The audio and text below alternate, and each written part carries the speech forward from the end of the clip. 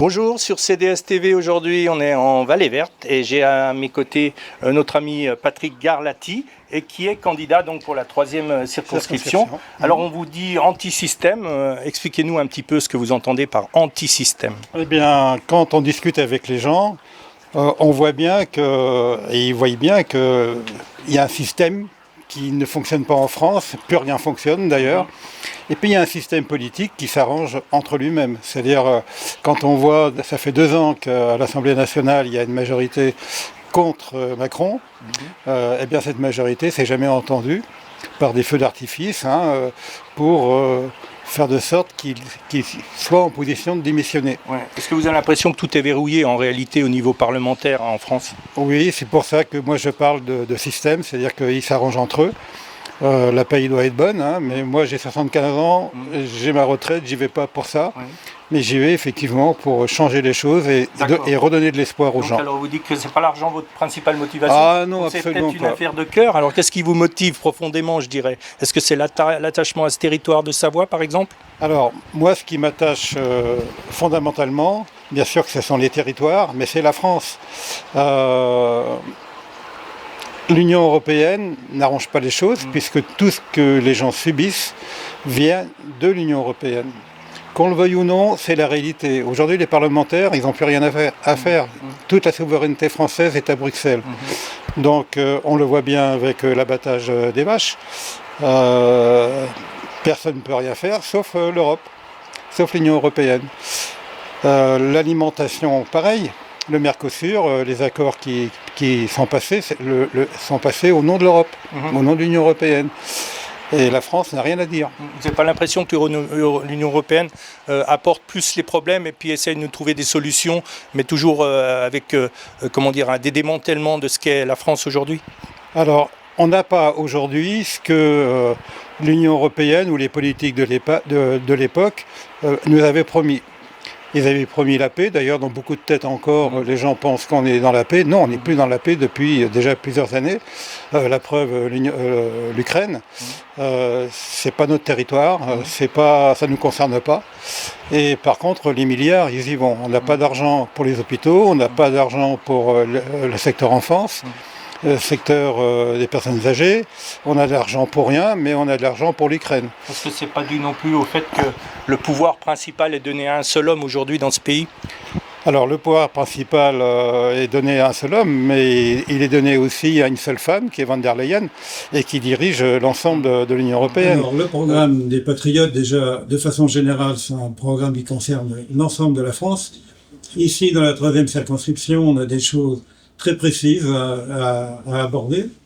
La première des choses, c'est la mobilité des gens. Quand on voit matin et soir les trafics qu'il y a sur l'autoroute, les bouchons qui se propagent, alors qui concernent effectivement les frontaliers. Alors on est près de 110 000 frontaliers aujourd'hui sur Genève. Oui, tout à fait. Donc 110 000 personnes qui le matin, le soir, convergent vers les entreprises ou leur domicile, c'est une catastrophe depuis des années.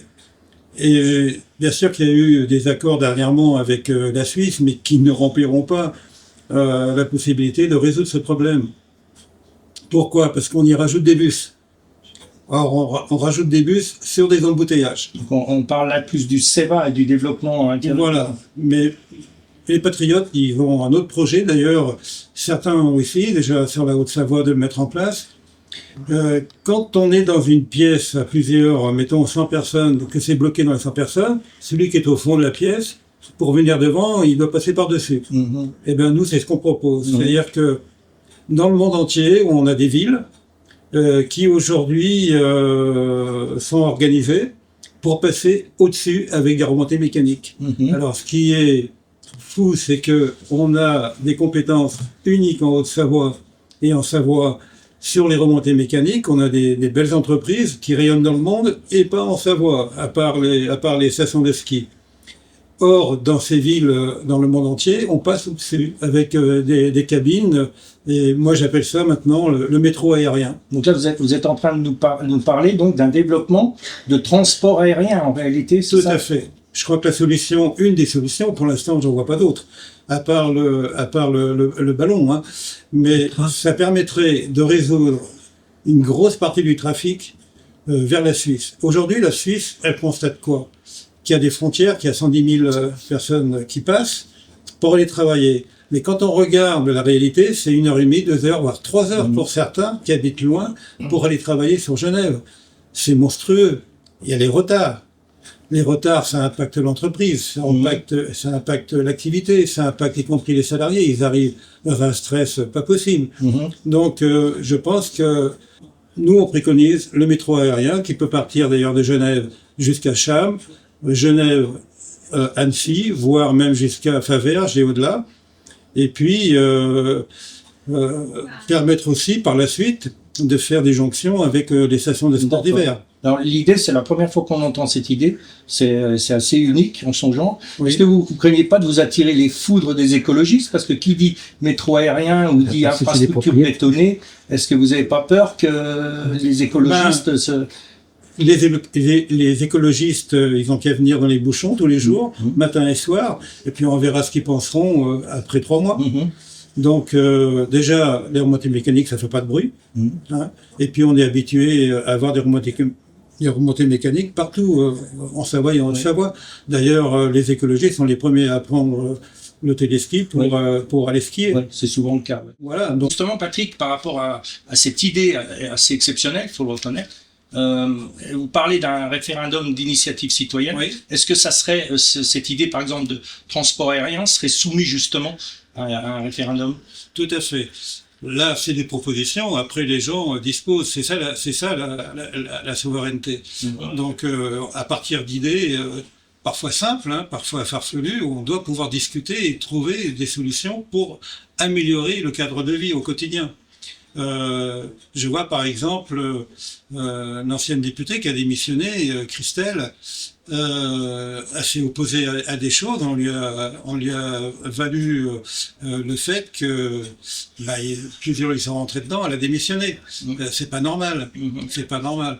Donc oui, il y a eu des pressions. Il y a eu des pressions, bien sûr, sur Christelle le Pétex et le problème des pressions, c'est parce que justement on n'écoute plus les gens. On part d'idées de 4-5 personnes, 10 personnes, et ces idées elles sont dirigées, corrigées par le même groupe, sans prendre attache de la population. Je crois que c'est cette mode aujourd'hui que les décisions prises soient supranationales. Au sein de l'Europe, on ne tient plus compte de l'aval des peuples, ni du ressenti de chaque citoyen. Enfin, tout ça n'a plus de poids dans la société ou les décisions politiques. Pas de droite, ni de gauche, ni au centre, dans la diversité politique française, et on se retrouve autour de Philippot aujourd'hui. Il est très nombreux, on doit être aujourd'hui 43 44 000 adhérents. Donc en 5 ans, le mouvement a pris un essor considérable. Oui, c'est paradoxal parce que en fait les Patriotes, c'est un des rares partis qui va croissant, de manière croissante, alors que d'autres partis, eux, perdent. Tout à fait. C'est que ça répond sûrement à une attente des citoyens, j'imagine. Oui, et puis quand on regarde le territoire, c'est au territoire que les gens vivent les crises et c'est au territoire que les gens sortiront des crises. Moi, c'est ma méthode, même professionnellement pendant des années, j'ai travaillé comme ça et j'ai réussi. Donc, on peut le faire à l'échelon national. Il y a d'autres propositions aussi que je tiens à faire dans la 3e circonscription, c'est la sauvegarde de l'eau. C'est la sauvegarde des zones humides. On est actuellement sur la défense de la ferme de la Boussine à Faucigny. C'est énorme ce qui se passe avec une forme de mafia locale. L'affaire de la Boussine, c'est déjà une affaire qui dure depuis plusieurs années, où il y a vraiment une corruption aussi là en bande organisée, des intérêts particuliers. Complètement. Ils ont profité d'une ouverture en 2020, grâce d'ailleurs au Covid, parce que au conseil municipal se trouvent des gens qui sont propriétaires de terrain sur la Boussine, et depuis 6 ans, ils ont tout fait, y compris dénigrer cette famille d'agriculteurs. Des menaces qui s'exercent. Enfin, il y a vraiment quelque chose qui est grave, parce qu'en fait, il y a eu le premier maire qui a démissionné d'ailleurs, et depuis 2008, le préfet lui-même revient sur sa propre décision, donc c'est très contradictoire. Alors c'est très contradictoire, et puis ce qu'il faut bien remarquer, c'est que dans ce dossier-là, que ce soit préfecture qui empêche des études de se faire, notamment la direction départementale des territoires a une étude sur la zone humide qu'elle a arrêtée et qu'elle veut pas faire. Donc on entrave l'instruction de ce dossier. Le captage, c'est la seule grande ressource d'eau que peut avoir Faucigny, ils sont prêts à la massacrer, tout ça pour faire du logement social. Vous avez, vous, déjà, au sein du groupe des Patriotes, et même vous en tant que candidat, une idée que vous prendriez sur cette affaire de la Boussine, par exemple? Je pense qu'il faut préserver les zones humides. La zone humide sur tout le territoire, même au Savoyard, c'est l'eau, c'est la vie. Et si on assèche les zones humides, il n'y a plus d'eau.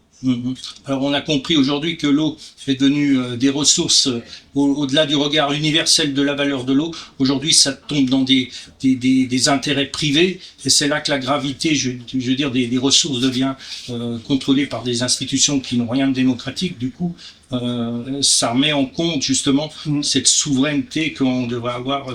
Alors, il y a un gros dossier aussi qui m'intéresse, ce sont le devenir des barrages, des barrages hydroélectriques ou des centrales hydrauliques, parce que ce sont des ressources énergétiques énormes. L'électricité peut être divisée par 3 au niveau des factures. Si ces barrages et ces centrales hydrauliques restent sous le giron d'une gestion française unique. On rappelle que je crois qu'en Savoie, quand je dis Savoie, c'est les 2 départements, c'est 7 barrages et 17 centrales hydroélectriques. Donc les ressources énergétiques sont bien suffisantes. Tout à fait. Ici et même au-delà. Donc, oui, puisque ces barrages, cette ressource énergétique grâce à l'eau, ça peut couvrir plus de 3 millions de foyers. Oui, on rappelle que la Savoie, c'est 1 200 000 habitants. Donc, les 2 départements. Voilà, les 2 départements. Donc, cette énergie-là ne doit pas partir à l'Union européenne. D'ailleurs, il faut savoir que l'Union européenne a bloqué les investissements pour entretenir ou réparer des barrages. Ça s'est décoincé il y a quelques mois parce qu'ils ont promis une quantité de vente énergétique à des sociétés privées, mais il faut que ça reste, il faut pas que ça devienne la production parte entre les mains des sociétés privées. Okay. Alors Patrick, on se ressent juste pour finir sur cette interview au niveau local. Vous, en tant que candidat, vous devez bien avoir des échanges avec les personnes avec qui vous discutez sur votre candidature. Qu'est-ce que les gens vous disent, en fait, sur cette idée des patriotes, par exemple? Ils sont assez surpris que je sois la personne anti-système. D'ailleurs, ils trouvent que c'est très bien.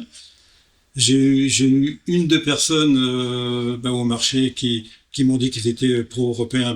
Ok, merci, mais la très très grande majorité était favorable à ce que l'on sorte de ce système. Je pense que les gens commencent à s'apercevoir des limites de l'Union européenne. Que ce soit par rapport au conflit avec l'agriculture, que ce soit notamment sur l'ensemble de l'agriculture, pas que sur l'abattage, alors que l'abattage c'est énorme. On est en train de supprimer l'ensemble de l'agriculture haute-savoyarde. Il faut savoir que l'agriculture haute-savoyarde, il y a 30 ans en arrière, c'était 5700 exploitations agricoles. Aujourd'hui, il en reste 2400. Alors, il y a déjà eu 3500 bêtes abattues sur le territoire de Savoie. Donc, au mois de juillet, ça avait commencé en Sardaigne, c'est venu en Savoie. Et aujourd'hui, dans le Gers, un peu partout, ça a généré cette colère agricole qui est que, pour la plupart des agriculteurs, trouvent ça injustifié. Et c'est vrai que la maladie en elle-même peut se gérer de manière assez facile, je dirais, puisqu'elle est non transmissible à l'homme et non transmissible d'une bête à une bête. Donc du coup, ça pose beaucoup de questions sur la méthode. Qu'est-ce que vous avez à nous dire justement à propos de cette méthode et de ces abattages excessifs? S'ils le font, c'est que ils veulent absolument le faire pour donner de la place aux bêtes qui vont faire venir d'autres continents. Oui, ça respecte pas les normes. Absolument. Il y a aussi une chose qui est très importante, c'est l'adéquation, la relation qu'il y a entre les producteurs et la population. Je pense que les agriculteurs sont trop restés dans des luttes intersyndicales entre elles, où ils sont très forts pour faire une différence qui aboutit à des scores électoraux, mais n'empêche qu'ils ont complètement oublié de travailler avec la population, d'informer la population Et je crois que là, c'est un manque énorme. Je crois que l'avenir, il sera fait d'un soutien de la population aux agriculteurs si les agriculteurs acceptent d'informer la population de comment ils travaillent, ce qu'ils font, la qualité, etc. Oui, parce que quoi de mieux que les agriculteurs eux, en contact avec leurs bêtes chaque jour pour parler d'agriculture au-delà des théories, du pouvoir en place qui eux n'a pas forcément de lien avec la terre. Donc aujourd'hui, c'est vrai qu'il y a beaucoup à dire là-dessus. En tout cas, vous êtes candidat sur la 3e circonscription, on le rappelle, avec les Patriotes, Patrick Garlati. Eh ben, en tout cas, on vous remercie pour ce petit entretien et puis on vous souhaite de faire une bonne... le meilleur sport possible. Merci beaucoup. Merci à vous.